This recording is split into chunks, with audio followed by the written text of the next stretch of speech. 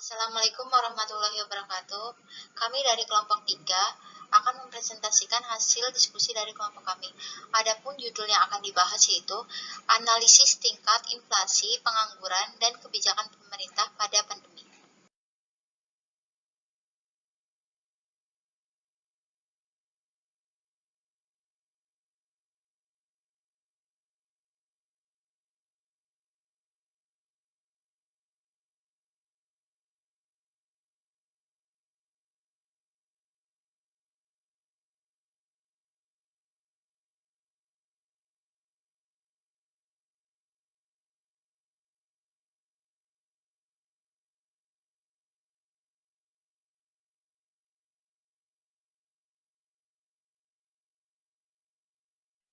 Anggota kelompok terdiri dari 1. Alia Nur Aisyah, 2. Cahyana Fitari, 3. Daniel Indriani Rahayu, 4. Dewi Almira, 5. Fauziah Melani Cahyaningrum, 6. Nafisatul Hidayah, 7. Sabita Zalfa, 8. Zakiyah Wahdani, dan 9. Yumna Syahla Maigina.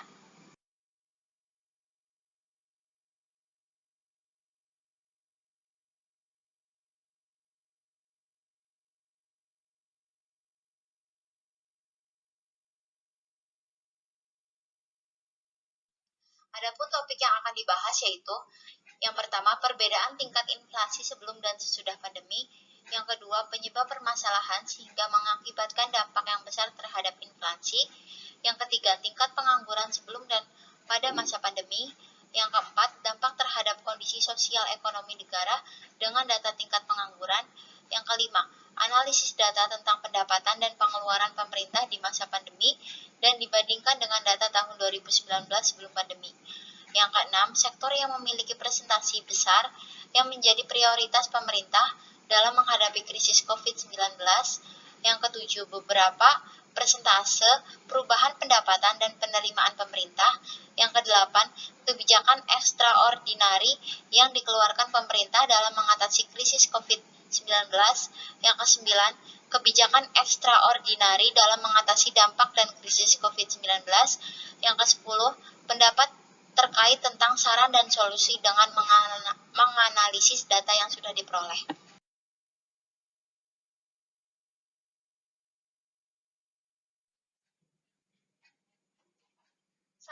Perbedaan tingkat inflasi sebelum dan sesudah pandemi. Sebelum masa pandemi, inflasi di Indonesia terlihat rendah. Pada bulan Ramadan yang jatuh pada bulan April sampai Mei 2020, tercatat hanya 0,08% dan 0,07%. Sangat berbeda jauh dengan inflasi yang terjadi pada Mei sampai Juni 2019 di kisaran 0,55%. Perubahan inflasi bukan hanya terjadi di bulan Ramadan saat masa pandemi, tapi juga terjadi di beberapa bidang, misalnya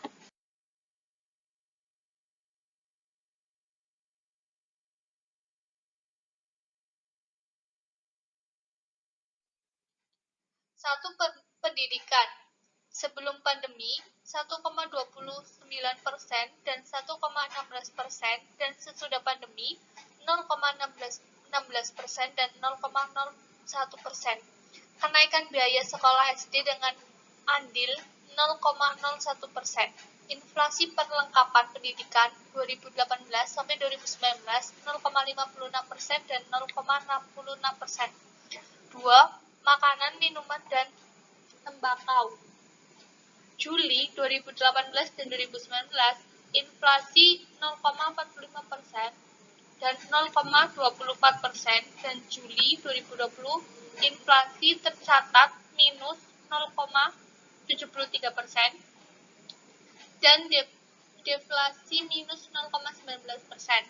Bahan makanan Juli 2019 inflasi 0,8% dengan andil 0,17%. Juli 2020 inflasi minus 1,06% dengan andil minus 0,9%. Pengeluaran perawatan pribadi dan jasa lainnya, inflasi mencatat 0,93% dengan andil 0,06% sebagai penyumbang inflasi tertinggi di bulan Juli 2020.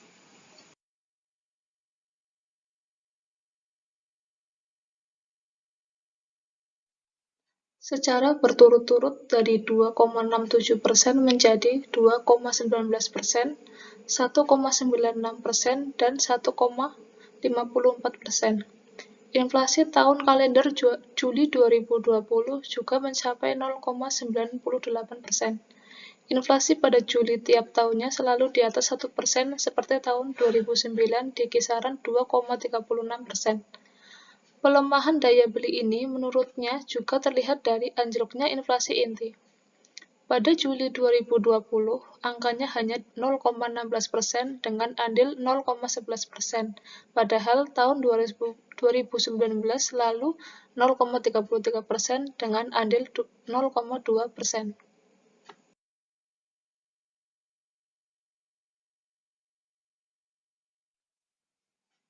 Kedua, penyebab permasalahan sehingga mengakibatkan dampak yang besar terhadap inflasi.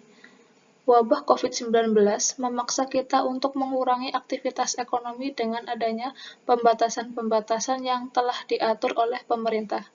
Tujuannya untuk memutus mata rantai penularan virus COVID-19. Pembatasan ini berdampak sangat besar terhadap perekonomian, khususnya terhadap inflasi. Dengan adanya kebijakan PSBB atau pembatasan sosial berskala besar di beberapa wilayah dan larangan mudik menyebabkan komoditas ini mengalami penurunan yang cukup tinggi. Melambatnya inflasi juga dimungkinkan karena adanya penurunan daya beli masyarakat akibat terhentinya sementara aktivitas ekonomi atau bahkan terkena PHK. Turunnya daya beli masyarakat menyebabkan permintaan terhadap barang dan jasa berkurang.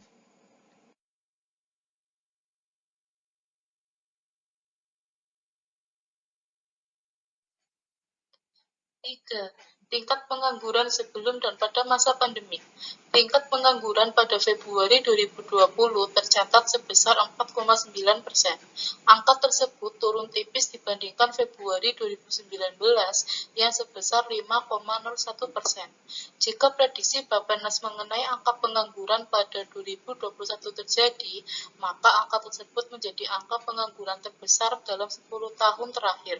Selain itu, hal tersebut juga mencatatkan angka perubahan tertinggi dalam 10 tahun terakhir dengan adanya kenaikan antara 3,82 juta hingga 5,80 juta orang dibandingkan angka pada Februari 2020.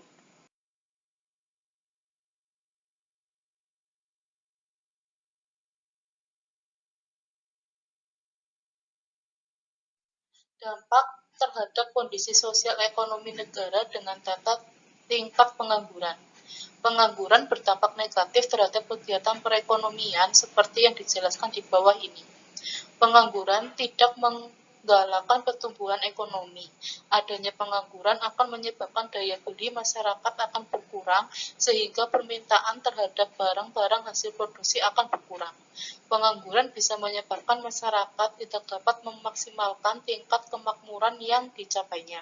Pengangguran akan menyebabkan pendapatan nasional yang berasal dari sektor pajak berkurang. Pengangguran juga berdampak terhadap kehidupan individu.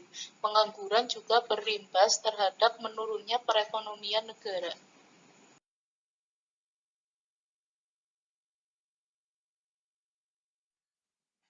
Yang kelima, analisis data tentang pendapatan dan pengeluaran pemerintah di masa pandemik dan bandingkan dengan data tahun 2019 sebelum pandemik.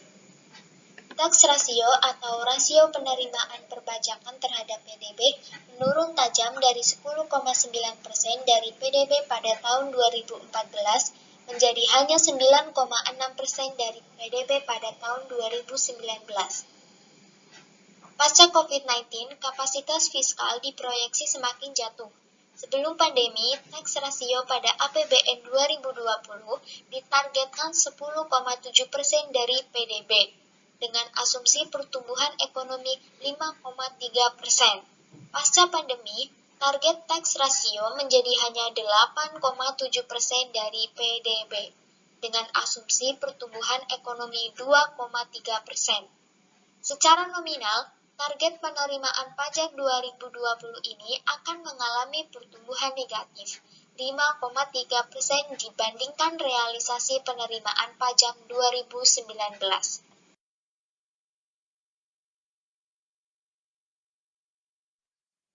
Pada periode Juli 2009 sampai Juni 2013, stok utang pemerintah rata-rata bertambah 8,9 triliun per bulan. Maka pada periode Juli 2013 sampai Desember 2019, angka ini meningkat rata-rata menjadi 35,2 triliun per bulan, melonjak 4 kali lipat. Setelah pandemi, kecenderungan ini menjadi sangat mengkhawatirkan. Dalam 3 bulan pertama 2020, stok utang bulanan pemerintah rata-rata bertambah 138,2 triliun, melonjak 4 kali lipat dari rata-rata periode Juli 2013 sampai Desember 2019.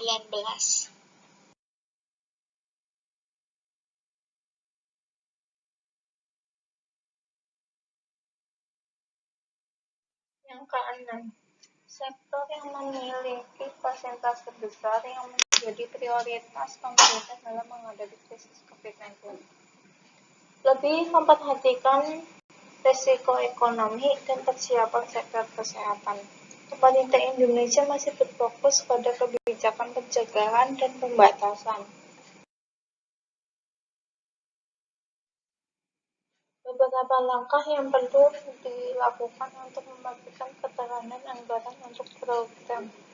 Yang pertama, pemerintah perlu mengubah prioritas pengeluaran dalam anggaran yang perlu dialokasikan untuk menangani pandemi, serta dampaknya ke kelompok yang rentan.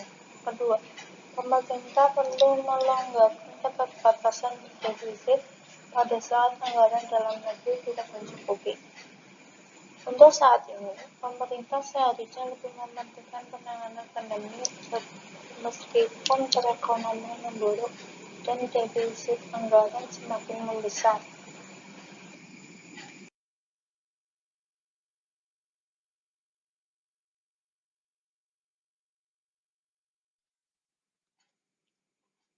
Tujuh. Berapa persentase perubahan pendapatan dan penerimaan pemerintah?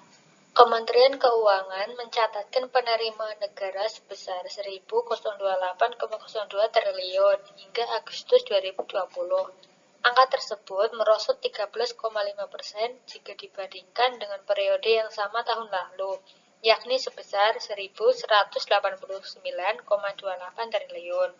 Tertekannya penerimaan negara terjadi lantaran banyak sektor usaha yang mengalami penurunan pendapatan akibat COVID-19.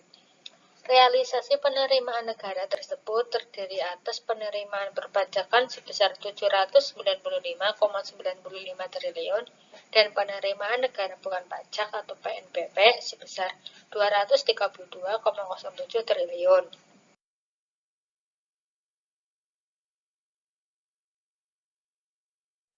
8. Kebijakan ekstraordinari yang dikeluarkan pemerintah dalam mengatasi krisis COVID-19. Pemerintah Indonesia mengambil kebijakan yang komprehensif di bidang fiskal dan moneter untuk menghadapi COVID-19. Di bidang fiskal, pemerintah melakukan kebijakan refocusing kegiatan dan realokasi anggaran. Kementerian Keuangan akan merealokasi dana APBN sebesar 62,3 triliun. Dana tersebut diambil dari anggaran perjalanan dinas, belanja non-operasional, honor-honor untuk penanganan atau pengendalian COVID-19, perlindungan sosial atau social safety net, dan insentif dunia usaha. APBD juga diharapkan direfocusing dan realokasi untuk 3 hal tersebut. Di bidang moneter, kebijakan moneter yang diambil harus selaras dengan kebijakan fiskal dalam meminimalisir dampak COVID-19 terhadap perekonomian nasional. Oleh sebab itu, otoritas moneter harus dapat menjaga nilai tukar rupiah, mengendalikan inflasi, dan memberikan stimulus moneter untuk dunia usaha.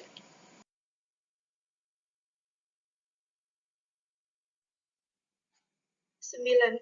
Kebijakan extraordinary dalam mengatasi dampak dan krisis COVID-19. Kebijakan moneter yang diambil harus selaras dengan kebijakan fiskal dalam meminimalisir dampak COVID-19 terhadap perekonomian nasional. Guna meminimalisir nilai tukar rupiah yang ada di Indonesia, diharapkan ada relaksasi pemberian kredit perbankan dan mengintensifkan kredit usaha rakyat atau KUR.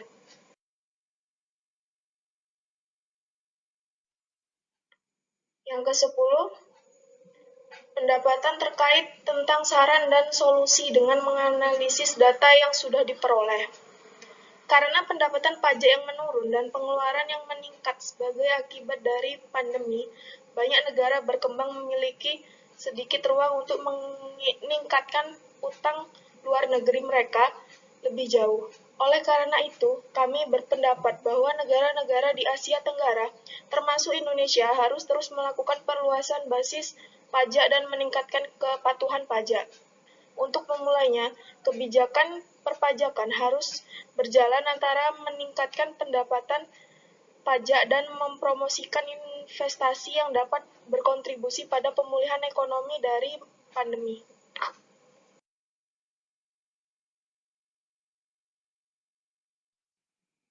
Jadi untuk kesimpulannya adalah inflasi merupakan suatu gejala di mana banyaknya terjadi kenaikan harga barang yang terjadi secara sengaja ataupun secara alami, yang tidak hanya terjadi di suatu tempat, melainkan di seluruh penjuru suatu negara, bahkan dunia. Pada masa pandemi, di Indonesia mengalami penurunan inflasi karena terdapatnya kebijakan PSBB di beberapa wilayah. Melambatnya inflasi juga dimungkinkan karena adanya penurunan daya beli masyarakat akibat terhentinya aktivitas ekonomi, atau bahkan terkena PHK, sehingga angka pengangguran di Indonesia melonjak tinggi.